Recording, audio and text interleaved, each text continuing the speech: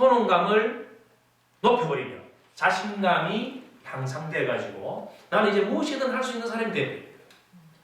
얼마나 좋아요. 그럼 자기 효능감을 향상시키려면 어떻게 해야 되는가? 간단해요. 간단해요. 직접적인 성취 경험을 계속 반복시켜줘야 됩니다. 그러면 우리 뇌는 무엇이든 반복하면 뭐 된다? 사실로 받아들인다. 그래서 이제 뇌가 착각하는 거예요. 나는 무엇이든 잘할 수 있는 사람이야. 착각해요. 무엇이든 반복하면 사실로 받아들인다. 사실로 받아들이면 뭐 한다? 믿음을 만든다. 믿음이 나를 뭐? 통제한다. 재밌는 이야기 할까요? 유치원에 아이 2명이 있습니다. 근데 한 명은 이만큼 크고 한 명은 이렇게 작아요. 얘가 이기죠, 당연히. 그런데 시비가 붙었어요. 유치원생들도 시비가 붙습니다. 붙은데 얘가 실수로 손을 한번 들어 올렸는데 얘가 숙이면서 코가 맞아버린 거예요. 코피가 터져버렸어요. 그 놈이. 자, 얘는 실수로 올렸지만 얘가 코피를 흘리는 걸 보고 자기 주먹에 코피가 흘리거든. 뭐를 느낍니까? 성취한 거예요. 내가 이긴 거예요. 애들은 코피 나면 먼저 울거든. 지 울고 있는 거예요. 얘. 그래서 얘는 지가 이겼다고 착각하고 있는 거예요. 근데 중요한 건요. 우리의 믿음이 얼마나 무서우냐면 얘는 내가 쟤를 이긴다라는 믿음이 있으니까 그 애 앞에만 가면 어깨 힘 딱 주고 야 이렇게 하는 거예요. 근데 그 큰 애는 힘이 훨씬 좋고 이길 수 있는 애잖아요. 그 작은 애 앞에만 가면 힘을 못 쓰고 이렇게 기가 죽는 거예요. 왜 그럴까요? 믿음이에요. 그 믿음이 우리가 기억이 무엇이든 반복하면 사실로 들어온다 했잖아요. 단 한 번만에 들어오는 것도 정서적으로 강하게 들어와 버리면 이건 우리의 믿음을 만들어 버립니다. 아까 뱀 밟았을 때 강한 정서거든. 코피, 유치원생 코피 흘리는 건 대단한 사건입니다. 그래서 쟤는 무서워. 걔는 어른이 되어도요, 그 애한테는 절대 못 이깁니다. 특별한 계기가 없으면 그건 뭐냐면 우리의 믿음이 그걸 통제시킨다. 그래서 성취 경험을 반복시키면 그게 믿음이 되어서 나는 이런 사람이야 라고 난 이걸 할 수 있는 사람이야 라고 자기 효능감이 높아져 버린단 말입니다. 성취 경험은. 그럼 이게 높아지면 자기 효능감은 쌓이면 확장된다 했잖아요. 자기 효능감은 내가 이제 저 키 큰 애를 코피 터져서니까 나머지 애들도 내가 이길 수 있을 것 같은 착각을 하고 있는 거예요. 일반화가 되죠. 그래서 직접적인 성취 경험을 쌓는 게 얼마나 중요한가. 운동을 잘 보세요. 운동은 전부 뭐 하는 건가요? 운동 과정을 잘 보세요. 전부 다 성취 경험 아닌가요? 하나하나가 성취 경험이에요. 예를 들어서 지금 배드민턴을 보면 배드민턴 채도 못 잡은 애가 있을 거라 이 말입니다. 그러면 이 코치는 멘탈 코칭 능력이 없으면 그냥 이 채를 잘 잡은 것을 그냥 보고 있는 거예요. 그건 당연히 잘 잡은 거다고 보는 거예요. 근데 멘탈 코칭 능력이 있으면 어떻게 이야기를 할까요? 야, 너는 벌써 이 채 잡는 그게 자세가 다르네. 라고 뭐 해줘야 될까요? 이걸 굳게 강화시켜주는 거죠. 그러면서 공을 한번 쳤는데 잘 들어가서 그때 뭐 해줘야 될까요? 또? 와, 그래, 바로 그거야! 잘했어! 계속 성취 경험을 계속 누적시켜서 강화시켜주는 거예요. 그러면 우리가 살아가는 모든 착각이라 했잖아요. 훌륭한 선수를 만들거나 훌륭한 위인을 만드는 건 얼마나 이 사람을 착각을 시켜주는가의 그 능력입니다. 어떤 착각? 긍정의 착각을 계속 시켜주는 거예요. 너무 과해서 과대망상으로 넘어가면 이건 안 되지만 일반적으로 우리가 긍정적인 걸 심어주면 직접적인 성공 경험은 대단한 자기 효능감을 높여줍니다. 그 다음에 두 번째가 뭐냐면 간접적 성취 경험을 하게 만들어주는 거예요. 간접적 성취 경험을 어떻게 하게 만듭니까? 그래서 우리는 내 주변에 누가 있는가가 중요한 거예요. 내 주변에 누가 있는가가. 왜? 내 주변에 긍정적이고 뭐 성취적이고 낙관적이고 좋은 어떤 이런 걸 갖고 있는 사람이 있다면 그걸 보고 와. 만약에 운동을 아까 이야기한 것처럼 운동을 하는데 간접병은 누굴까요? 코치예요. 선배예요. 와, 저런 선배, 저런 코치가 하는 거 정말 멋져서 잘해. 나도 저렇게 할 수 있을 거야. 또 이걸 역으로 쳐서 뭘 하냐면 아주 못하는 대상을 보여주는 거예요. 봐, 쟤는 못하지. 못하는 거 보고, 야, 난 저거보다 잘할 수 있는데. 이것도 간접 경험이에요. 간접 경험. 그래서 직접 성공 체험, 간접 성공 체험. 세 번째가 뭐냐면 언어적 설득이에요. 언어적 설득은 말입니다. 말. 히포크라테스 누구죠? 의학의 아버지죠. 맞나요? 네, 그럼 그런 같은 걸로 했으니까 그런 걸로 합시다. 히포크라테스가 의사에게는 세 가지 무기가 있다. 첫 번째 뭐? 언어. 두 번째 메스. 세 번째 약. 의학의 아버지라는 사람이 어떻게 그런 이야기를 할까? 메스는 수술하는 칼입니다. 보통 우리 의사들은 수술, 약 뭐 이런 쪽으로 많이 하잖아요. 그런데 그 히포크라테스는 아니다. 의사에게 세 가지 무기 중에 첫 번째가 언어이다. 제가 얼마 전에 어떤 사람을 만났는데 저보고 이런 이야기를 하는 거예요. 아이고 안 본 사이 많이 늙었습니다. 이런 이야기를 해요. 아니 그래서 선생님을 오랜만에 만났는데 제가 선생님 뭐 잘못했어요. 안색이 안 좋으시네요. 이건 뭐냐면 염산 테러예요. 염산 테러. 왜냐면 말은 뭐와 연결되어 있습니까? 뇌 신경회라고 연결되어 있어요. 그래서 만약에 많이 폭삭 늙으셨네요 라는 말이 들어와 버리면 뇌 신경원에 폭삭 늙은 그 회로를 활성화시킵니다. 내가 원하든 원하지 않든 이 언어는 이미 한번 들어버리면 내 정서를 건드려버리면 이건 과하게 활성화되어 버립니다. 그래서 우리는 말로서 사람을 죽이기도 하잖아요. 말로서 사람을 살리기도 하잖아요. 그렇다면 긍정적인 칭찬, 격려, 긍정적 피드백 이것을 많이 전해주면 어떻게 될까요? 그걸 많이 반복해서 받게 되면 자기 효능감이 높아진다는 말입니다. 실제 내가 뭘 하더라도 예를 들어서 아이들 교육할 때 그런 게 있잖아요.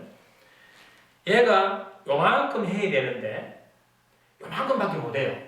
이때 우리는 요만큼밖에 못하는 애를 넌 그거밖에 못하는 애라고 하면 항상 요거예요. 그런데 말을 딱 한번 해줘보는 거예요. 야, 너 이만큼 할 수 있구나. 근데 네가 마음을 먹으면, 네 마음만 먹으면 요만큼도 올릴 수 있지 않을까? 내가 보기에는 이만큼도 올릴 수 있는 능력이 네 안에 있을 것 같은데 네가 그걸 한번 도전해 볼 수 있어? 그 말을 저렇게 하면 아이의 뭐를 키워주냐면 자결성을 키워주죠. 스스로 결정하게 하는 자결성. 그러면 애가 판단해 보는 거예요. 그런 말 하면서 어른들 잘 없거든. 그걸 딱 두고 생각을 하는 거예요. 아, 내가 이만큼 할 수 있을까? 근데 옆에서 확신을 주죠. 넌 할 수 있어. 네가 마음만 먹으면 할 수 있어. 심어져서 이만큼 할 수 있었다면, 만약에 변화됐다면, 이건 한 사람의 뇌를 확 바꿔버리는 거죠. 이게 강하게 들어가서 딱 꼬리를 딱 잡아버리면 한 사람의 삶이 바뀌어버리는 게 우리가 이 언어가 갖고 있는 힘입니다. 그래서 이 세 가지를 잘 활용해서 자기 효능감을 높여주면 자신감이 향상되고, 그러면 자신감이 향상되고 해서 이 자신감은 아주 중요해요. 그러한 자기 효능감이 쌓이면 자신감만 높이는 게 아니고 자존감도 높여져요. 자존감이 뭔가요? 나 자신을 귀하게 여긴다 이 말입니다. 내 자신을 귀하게 여기는 마음. 내 자신이 귀하고 내가 뭔가 할 수 있는 유능감, 능력이 있고 한다면 외부의 다른 사람과의 관계에서 든든한 경계를 만듭니다. 우리는 경계가 나를 좁혀서 가두어놓는 경계가 있고, 이 경계가 건강해가지고 이 경계에서 서로 들어가고 나오고 하는 게 원활한 그 건강한 경계가 있단 말이에요. 그러면 내가 자기 효능감, 자신감, 자존감이 높으면 어떤 경계를 갖냐면, 경계는 경계인데 확장성, 유연성 있는 경계를 갖는 거죠. 경계가 가장 나쁜 경계가 어떤 경계일까요? 폐쇄적이고 경직된, 고정된 경계가 가장 나쁘죠. 내가 고정된 경계에 갇혀버리게 되면 그 안에 내가 갇혀버리게 되면 다른 사람의 타치를 많이 받게 됩니다. 그리고 다른 사람의 말에 상처를 많이 받게 됩니다.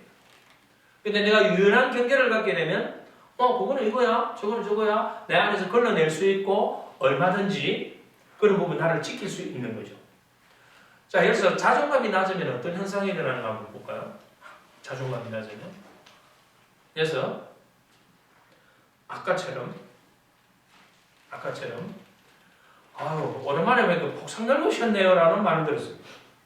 그러면 자존감이 낮은 사람은 분노합니다. 그냥 기분 안 나빠합니다. 분노합니다. 왜냐면 자존감을 잘 보세요. 우리가 자존감은 나의 에너지고 나의 정체성을 만드는 거예요. 내가 얼마나 귀한 존재인가를 만들어내는 건데, 이게 어떻게 만들어지냐면 어릴 때 인정받고 수용받고 공감받고 칭찬받을 때 자존감이 채워지거든요. 근데 자존감이 채워진 사람은 내가 채워져 있잖아요. 웬만하게 들어와도 나를 해하지 못해요. 내가 나를 지킬 수 있는 상태가 되어 있죠. 근데 자존감이 낮아 있다는 것은 다른 말로 하면 결핍이에요. 자존감이 결핍되어 있으면 어떻게 될까요? 그걸 무의식 속에서 어떻게 계속 채워 넣어야 된다는 게 작동되고 있는데, 아니 채워 넣지는 못한다면요. 이 폭삭 넓어내라는 말이 어느 순간 있는 자존감이, 떨어져 있는 자존감을 끌어버리는 거예요. 끌어갈 때 우리는 이게서 그냥 이성적인 판단을 못해요. 폭발하죠. 그것도 핵폭발을 합니다. 그래서 부엌에 가서 이상한 무기를 들기도 하고. 그러니까 우리가 운전하다가 분노를 조절 못하거나 또는 막 이상한 행동하는 사람들도 나오잖아요. 우리 주변에 이제 보면, 뉴스 같은 데 보면. 이건 뭐냐면, 이 사람이 성장 과정에서 전부 다 자존감이 너무 낮아 있는 상태가 되다 보니까 이걸 자기 스스로 못 견뎌요. 자존감이 낮으면 외부의 어떤 자극이나 충격이 들어오면 못 견뎌요. 왜? 채워도 내가 부족할 판에 이걸 누가 끌어버리니까 폭발하는 거죠. 그래서 다행히 저는 자존감이 그래도 좀 채워져 있었기 때문에 늙었네 해도 참을 수 있었죠. 그리고 저는 어떤 문제가 생기면 그 문제에 초점을 오래 맞추지 않습니다. 그걸 알거든요. 내가 문제에 초점을 맞추면 아이씨 나 늙었구나, 아이씨 늙어서 힘도 못 쓰고, 이렇게 하면 나는 실제로 그 사람이 되어버려요. 이걸 우리는 문제에 초점을 맞추면 문제의 수렁에 빠져버립니다. 문제에 맞춰진 초점을 우리는 어디로 바꿔야 될까요? 내가 원하는 것에 내가 초점을 바꾸는 순간, 문제에 초점을 맞췄다는 것은 문제와 관련된 수많은 신경회로를 활성화시키고 있는 거예요. 그러면 그 문제와 관련된 신경회로가 활성화되면 전기적 신호를 주고받으면서 뭐를 분비할까요? 화학물질을 쫙 분비해버리니까 나는 거기에 중독돼 버려요. 반복되면. 그래서 우리가 갖고 있는 열등감이라든지 아까 낮은 자존감 이런 거는 뭐냐면 감정적으로 이미 그런 행동을 많이 했다면, 분노하는 거, 폭발하는 걸 많이 했다면 그건 이미 중독돼 있는 상태예요. 중독은 뭐냐면 그 문제에 초점을 맞추기 때문에 생긴 거거든요. 그걸 무엇이든 반복하면, 자 다시 볼까요? 무엇이든 반복하면 사실로 받아들이고 그걸 믿음, 통제, 신념 이야기할 때 그게 왜 믿음이라는 게 생기느냐면 그와 관련된 물질이 분비되어 가지고 내 의지와 관계없이 몸 뇌에서 자동적으로 그걸 만들어버립니다. 그러면 우리는 어떤 상황에서든 문제에 초점을 맞추지 말고 원하는 것에 초점을 맞추는 순간 나는 문제와 관련된 신경회로는 꺼져버립니다.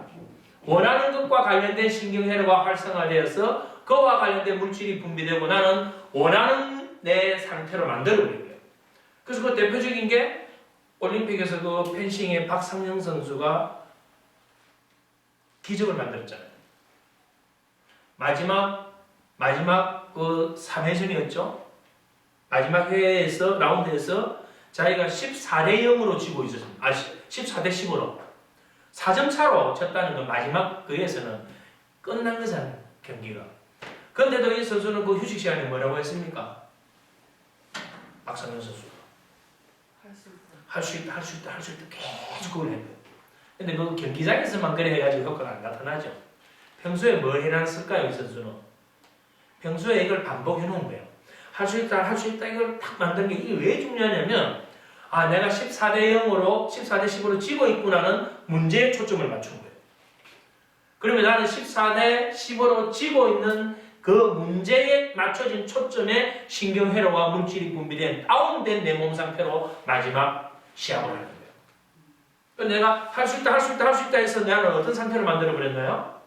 14대 10으로 지고 있는 상태가 아닌 평소에 내가 훈련하면서 내 상태를 업식인 상태 할 수 있다고 만드는 거예요. 내가 원하는 상태에 초점을 맞춰버렸단 말이에요. 그래서 마지막에 내리 몇 점을 땄습니까? 5점을 땄습니다. 그래서 금메달을 딴 거예요.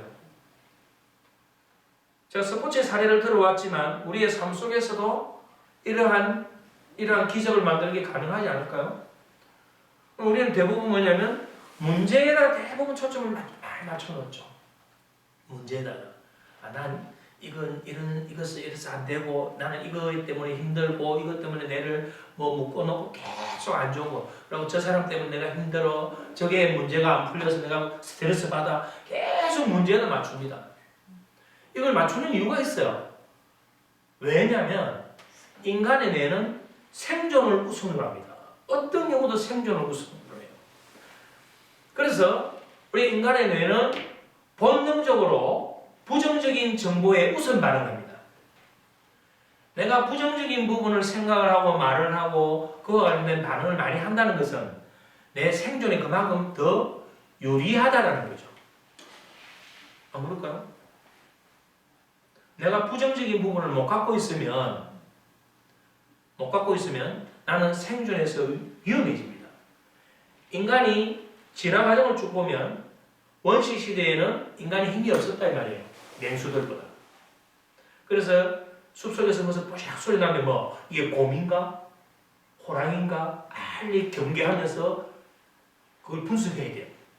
그때 만약에 호랑이가 나타나는데도 내가 준비 안 하고 있으면 호랑이까지 잡아먹히는 거예요.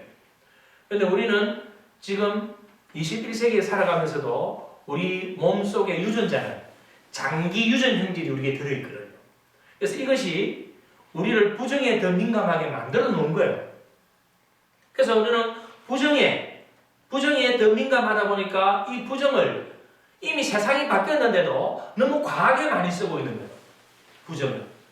그러다 보니까 내가 이 부정에 과하게 쓰다 보니까 현대사회에서 어떤 부분들이 많이 나오냐면 심리질환 환자들, 심리적인 어떤 문제를 가진 사람들 계속 많이 생기는 거예요. 이미 시대가 변했는데도 우리 몸속에는 아직도 그 부정에 더 민감하게 반응하는 것들이 많이 남아있다. 근데 우리가 살아가면서 느끼는 거 뭐냐면 부정은 필요해요. 왜냐하면 내 부정적인 이런 회피적인 이런 부분들이 없으면 나는 남에게 맨날 사기당하고 안 그럴까요? 남에게 쏟고 맨날 손해보겠죠. 만약에 그게 없다면 저 창문 열고 뛰어내릴 수도 있단 말입니다. 뛰어내리면 안 된다, 위험하다는 걸 알기 때문에 우리는 그 부정적인 회피적 동기 때문에 우리는 살아남을 수 있는 거잖아요. 근데 그건 우리가 걱정 안 해도 된다 이 말입니다. 너무 문제에 초점을 안 맞춰도 된다. 살아가는 데 있어서 이제는 부정적인 부분에 초점 맞춘 걸 내가 원하는 것에다 맞추어서 좀 더 내 상태를 바꾸면 신경회로가 어떻게 될까요? 긍정적인 초점에 맞춘 그 상태의 신경회로가 만들어지고 그와 관련 물질이 분비되다 보면 부정은 나를 도와주는 거고 긍정은 내가 원하는 타겟, 목표를 향해서 나를 이끌어주는 것이죠. 그래서 나온 말이 뭐냐면 목표가 나를 이끈다. 목표가 나를 이끈다. 목표가 나를 이끈다는 이 말이 바로 내가 어디에 초점을 맞추느냐에 따라서 내 안에 신경회로가 만들어지고 그와 관련된 물질을 그 상태로 내가 이미 중독이 된 상태라고 볼 수 있습니다. 그래서 우리는 다 중독되어 있는 거예요. 어떤 사람은 부정의 중독이 많이 되어 있고 어떤 사람은 긍정의 중독이 많이 되어 있고 중독됐다는 것은 다른 말로 하면 습관이고 이 습관은 우리가 행동이 반복된 거예요. 내가 특정 사람만 만나면 불안해. 그것도 뭐냐면 화학적으로 내가 이미 중독되어 있는 거예요. 중독도 다른 말로 하면 더 풀어보면 학습이라고 볼 수 있는 거예요.